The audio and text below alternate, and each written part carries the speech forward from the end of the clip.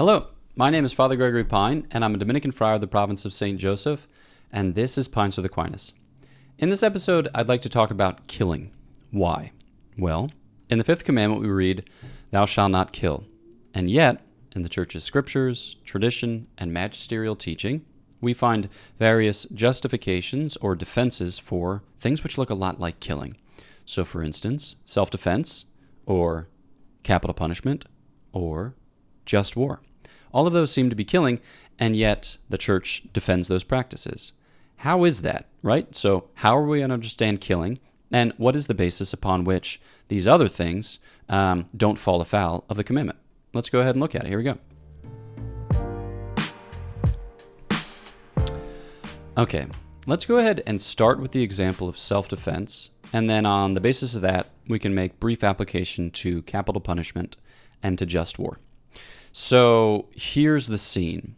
Let's say that you are living in a city and that you're coming home late. Let's say it's like 10 p.m., but you live in a part of the city which is kind of off the beaten track, not a lot of foot traffic, not a lot of fellow inhabitants. And let's say that you recently suffered a foot injury and had surgery, and you're in a walking boot, so you're doing your best to kind of hobble home. And let's say that you recently went back to college to get a degree in anthropology, and that you were presenting on Bronze Age like war instruments or weapons. So you have your like diorama with scaled versions of, spears and clubs. Okay, there you go, perfect. Now, let's say that from across the street, you see somebody kind of coming at you, and then that person announces, "I'm going to kill you." And the person is wielding what looks to be a large sword or knife. It's unclear. It's dark. And you say to that person, "Stop. Don't do that." You make your best effort to hobble away, but it happens that the assailant is very fast. And in addition to being really fast, is dead set on accomplishing his or her purpose. All right, so you call out to anyone in the nearby vicinity, but Ghost Town, USA, no dice, and even if there were people in the vicinity, you're not sure that they could get to you in time. So the question is, what do you do? Now, seen from a certain perspective, you're like, I don't want to kill anybody because that's against the law. Now, strictly speaking, the commandment, it seems, concerns murder, which would be the killing of an innocent person. But in this instance, your assailant, your attacker, is not innocent. He has lethal intent.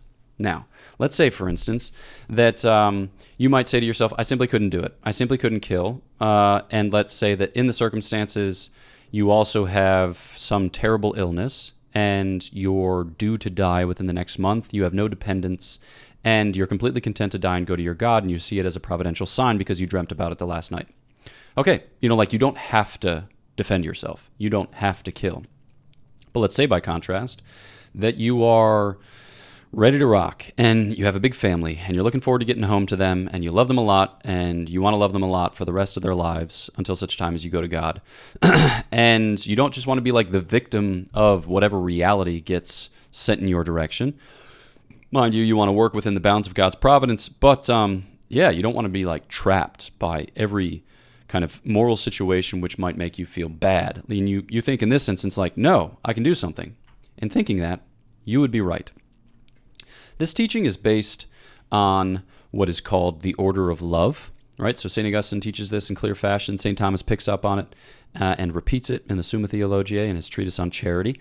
The basic idea of which is we are responsible for those with whom we are in most perfect union. Okay? So we are more responsible for those with whom we are in closer union than for those with whom we are in less close union. So we are meant to love those people. That's like the intention of this as order of love. So like God is most near to us, in most intimate union with us because he's more near to us than we are to ourselves. So we owe him greatest love. But then unity is the principle of union, and we experience a kind of unity in our own person on the basis of which we can be in union with others. So we're next most responsible for loving ourselves. And then, others besides. And when it comes to those others, we talk about like family and friends and colleagues, members of your parish community, and then people you know less well, and on down the line. And you're responsible for loving those goods which are higher in principled fashion. So you're more responsible for taking care of your soul than the soul of another, and then your body, and then the body of another. So in this case, you have a greater responsibility to protect your bodily life and to provide for those whom you love, who depend upon you, than to protect the bodily life of your attacker. So you can defend yourself, and in defending yourself, you can repulse an unjust aggressor by the exercise of proportionate force. And that might mean doing injury, right? That might mean maiming or mutilating. It might even mean killing.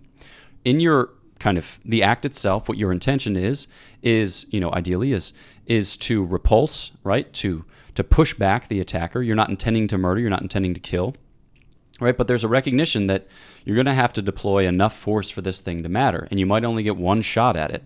And even lethal force can be justified or rationalized in the process. So the basic idea is you are not asked to do the impossible, right? You are not put in a situation of moral compromise from which you cannot extricate yourself, right? Nor are you meant to perform mental gymnastics to convince yourself that everything is ducky. Obviously, there's going to be serious psychological and emotional fallout from the act if you were to kill another human being. But provided you try to exercise proportionate force to repulse an unjust aggressor, and while your heart is beating, through your throat, and your mind is just filled with the fog of war, then that's something which can be reconciled to the cross of Christ. Now, this teaching is later concretized as what is called double effect theory.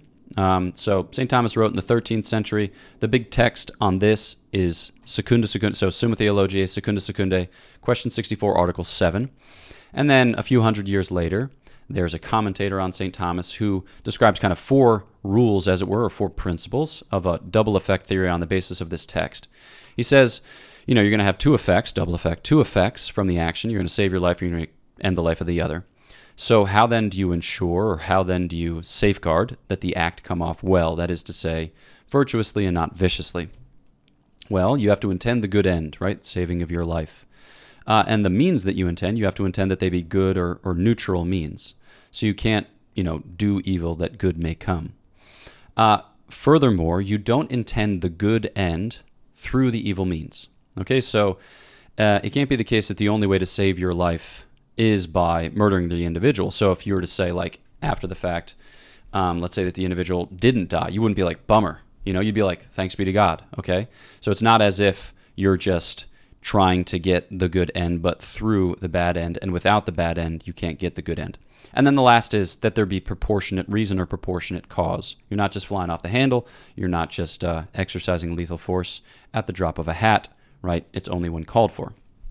So this would be a basic sketch of how one might kill legitimately. Not to say we're justifying legitimate killing, but this is the type of moral theory according to which the church foresees instances of killing that are just.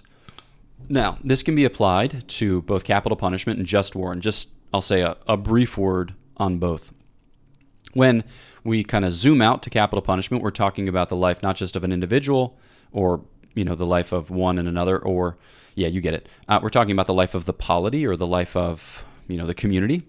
And so in this instance, you have people who are charged with the care of the community, depending upon the political regime. It might be 1 or 2 or several or hundreds.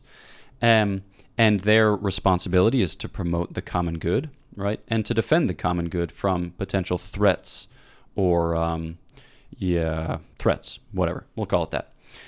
So this common good it's a network of relationships, and it's that network of relationships which conduces to the tranquility of order, to the upbuilding of virtue in the citizenry, right?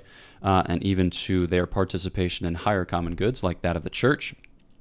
But let's say that somebody steps out of these relationships of justice and starts to wreak havoc on the polity or on the community, and they do unspeakable crimes, which not only ruin the lives or end the lives of others, but deeply, deeply wound the common good, or imperil the common good, such that others no longer have the space in which to flourish, and this tranquility of order and the kind of virtuous life of the citizenry begins to come apart. In that instance, right, those who are charged with care of the community, in willing the good of the citizenry, might will the death of one of its members. And the analogy that's often used to describe this phenomenon is like the amputation of a diseased limb, right? Or the amputation of a diseased member. The idea being like, okay, you got a wound and it's gangrenous, and if you don't cut it out or cut it off, then it will infect the entire body. So, yeah, there's a sense here that the political community, the polity of the community has a certain integrity. Those charged with its care, legitimately, those charged with its care have the responsibility to safeguard that and to promote that insofar as they can, and this might mean exercising lethal force against those who imperil it or destroy it, okay? And then just war would be to zoom out further into the relationship between two polities or communities, in which you have one which is an unjust aggressor, and it's, again, imperiling the integrity of that other community or polity. It's imperiling specifically their common good. And so the one that is attacked, that is seeking to defend itself, can then prosecute a just war. And whenever St. Thomas talks about the moral life, he says that in order for a moral act to be good, all of its parts need to be good. And when he talks about the parts of a moral act, to speak somewhat crassly, he'll talk about the object, which is like the thing that you're doing, the end, the reason for which, and then the circumstances, and we all know what that word means. And he'll say that in order for the thing to be good, they all have to be in place. But if one of them is out of place, or if one of them is, out of whack, then that could really undermine the whole moral act. So in the case of a just war, you need to have a good object, right? So it needs to be the defense of the political community. The object in this case would be like prosecuting of a just war, that is to say, repelling an unjust aggressor. And then a good end, which is not to like expand your lands or to, sack whatever neighboring city and plunder its riches, but to reinstate the borders of your nation and to secure peace and tranquility within. And the circumstances need to be good. That is to say, like your political regime will have rules for the declaration of war and its prosecution. You think about it has to go through Congress and the Geneva Convention, whatever. So all these things are pertinent to the consideration. It has to have a good object, a good end, and good circumstances. And within those settings, you can repulse the aggressor, defend your nation by the proper authority in a way that comports with the known standards for such a thing in your time and place. So, this helps us to understand the Church's teaching on killing, how it differs from the Church's prohibition of murder of the innocent, and how we as individuals can be clear thinkers about the Church's moral life and clear practitioners of it. Not that we're looking for opportunities to kill, but so that we know that we're never in a position where we're trapped, where we must commit an evil or cannot perform the good, because whatever the Lord permits to befall, He's always going to provide through it or out of it some good. So, that's what I wanted to share. Okay, I hope this is helpful for you. This is Pints with Aquinas. If you haven't yet, please do subscribe to the channel, push the bell, and get sweet updates as further videos come forth. Also, I contribute to a podcast called Godsplaining, and it's great, and I think you might like it. So check it out. And then I wrote a book about prudence, and the book is called Prudence. So you might check it out. Prudence. That's all I got. So know my prayers for you. Please pray for me, and I look forward to chatting with you next time on Pints with Aquinas.